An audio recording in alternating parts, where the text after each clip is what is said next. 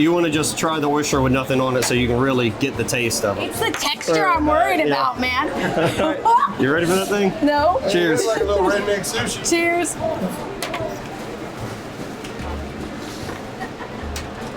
Okay, that's good.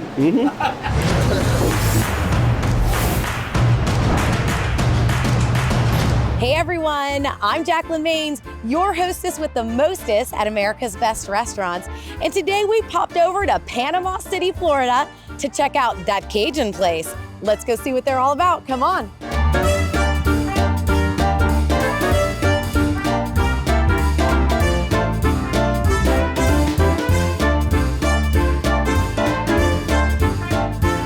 Welcome to Dat Cajun Place. Thank you. Thanks for having me. Oh, we're so glad you're here. So tell me, what should I have to drink before I go sit down and eat all y'all's good food? I would definitely start out with a fruity tea. Sign me up. Good deal. This is delicious. That's delightful. That good? I love the lemon. That tastes like It tea. makes it. Yeah, it tastes just like sweet tea. Oh, you can get in trouble with these. You put a bunch of those down and you'll be good to go. Oh my gosh. So I know you guys are known for your oysters here. I'm gonna go check out the raw bar. You got an oyster bar right up there. Yeah. And I haven't ever tried a raw oyster, so I'm about to.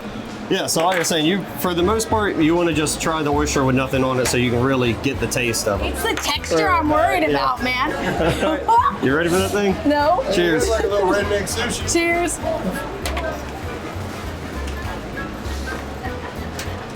Okay, that's good. Yeah, that's good. I didn't even mind the texture. It's got like a meaty. They really are. Okay. Josh does That's all the not ordering bad. for 'em. All right, so you've given me all the education on oysters. I hear you guys compete. So tell me a little bit more about that. Yeah, Josh and I both have been competing now together for 2 years. Yes, sir. I started November was 10 years for me in the competitions.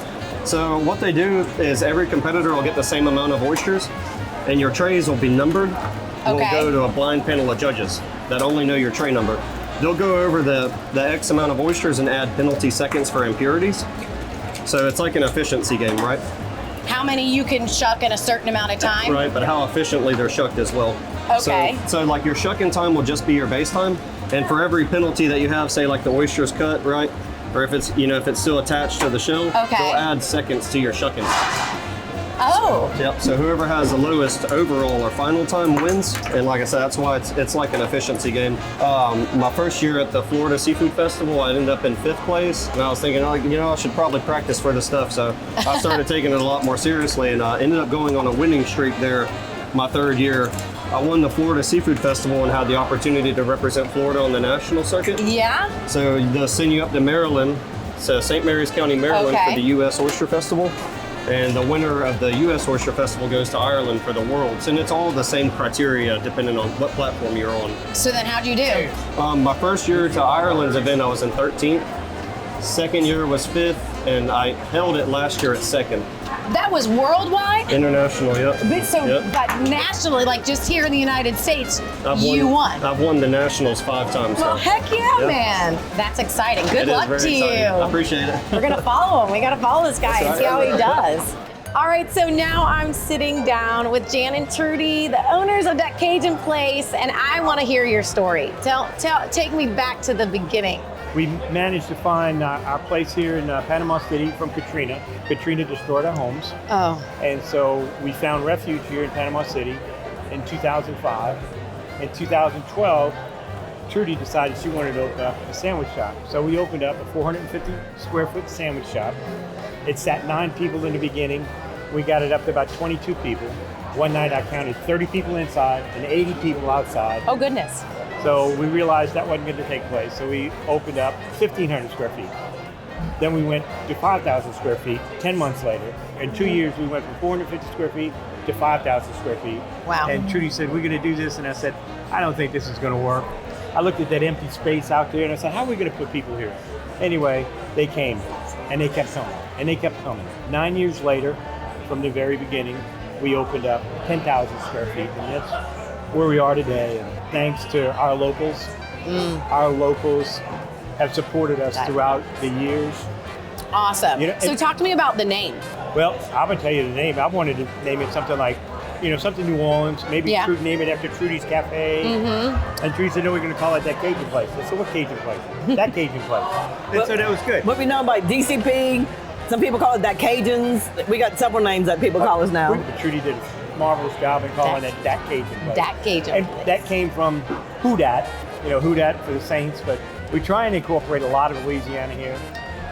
These flavors in this I like gumbo, gumbo. golly. There is so much depth of flavor. My mouth is just, I can't stop eating it. Like you notice, I've just been shoving my face this entire time. I think it's awesome. So flavor in there. It's like the perfect amount of heat too. Gosh, it's good. People, they look at Cajun food, oh, that's hot. And there's a lot of folks that open up Cajun restaurants, supposedly Cajun restaurants, and all they do is the cayenne. Uh-huh. But if you think about thyme, oregano, garlic, bay leaves, that's just part of. You're just layering. The Holy Trinity. The Holy Trinity is something that's born and raised in New Orleans. I think it's born and raised in New Orleans. That's where I learned it. But it's onions and bell peppers, garlic, and that's the Holy Trinity. So it's nowhere in there is a cayenne pepper. It's good spices. Yes. When they say spicy, define spicy. Spicy to Mexican food, I guess it's hot. But in reality, Cajun food is not traditionally hot. 2.5 years ago, I used to do all the boil. I boiled all the crawfish, been boiling for 50 years. And you like that? That's the shrimp and grits. Yes. You liking it? I mean, shrimp and grits with the lobster on top. Yes, indeed. And you got smoked Gouda in the grits. I wondered, I'm like, what am I tasting in the grits? I thought it was a cheese, but I wasn't sure what. Oh my Smoked gosh, darn. You just can't help but keep coming back for more. So talk to me about the recipes here. Passed down and learned. And it wasn't until I was actually older that I really learned, because when I grown up, I watched my parents and my grandparents cook, but I never did anything. It was almost until they were like almost gone that I remember back and thinking of all the recipes, and I went back and researched them and remembered all the recipes.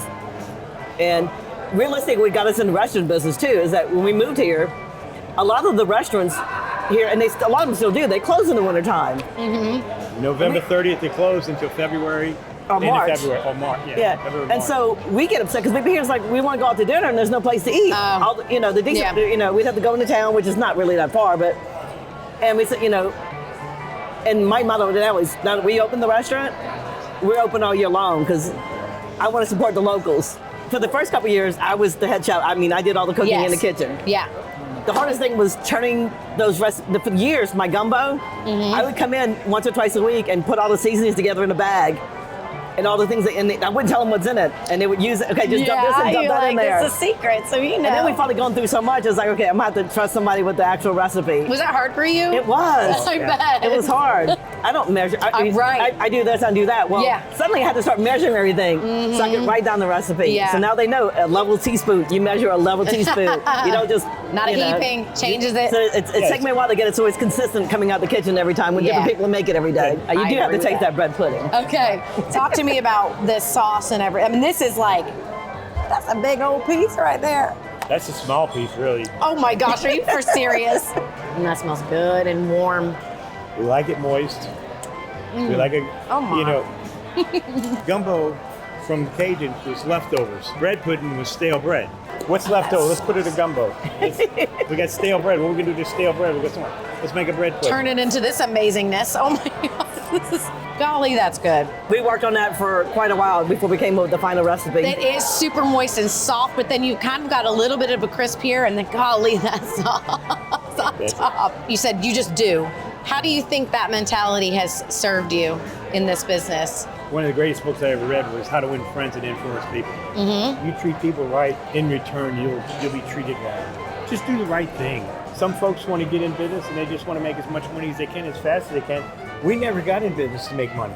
It's so rewarding to watch people enjoy themselves.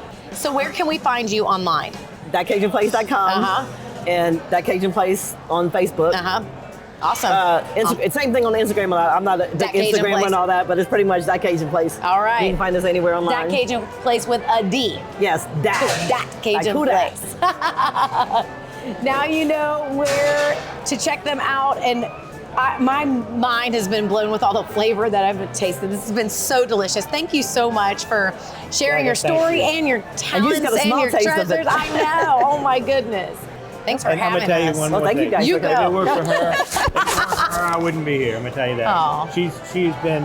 She got me off the couch, and we stay busy now. And so I love She you. gave you the pick me up. Oh, you She gave guys me are the the pick-me-up. cutest. Oh my She gave gosh. me to pick me up. That's it. And that's true. That's a true story. We've been together for a long time. This place is where it's at. So you know where to go. When you're in Panama City, you want a little bit of Cajun Creole. You want it here? Even though you're on the beach, you can get it. That's it. You can get it. These two are providing for you, so thanks so much. Well, folks, this is Dat Cajun Place, and the only thing missing is you. I'm Jacalyn Maines, your hostess with the mostest at ABR, and until next time, where we show you where the best local eats are. Bye, everyone.